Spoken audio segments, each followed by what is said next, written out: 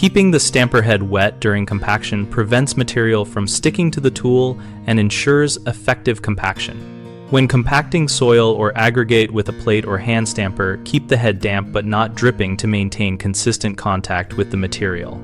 A lightly wet surface reduces adhesion by forming a thin, lubricating film, so each impact transfers energy into the layer rather than pulling material up with the tool.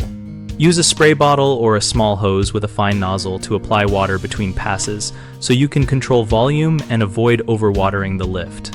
If you are working with clay-rich mixes, increase frequency of wetting because clays are more adhesive and will build up faster on the head.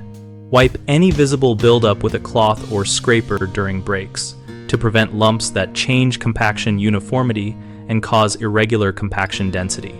For cold weather, note that water can freeze on metal surfaces, so use slightly warmer water or shorten wetting intervals while monitoring for ice formation.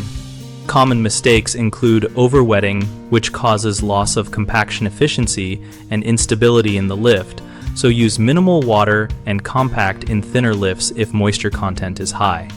Another frequent problem is inconsistent wetting, which leads to patchy adhesion and variable density, so establish a routine wetting pattern such as a quick mist every 3 to 5 passes and stick to it.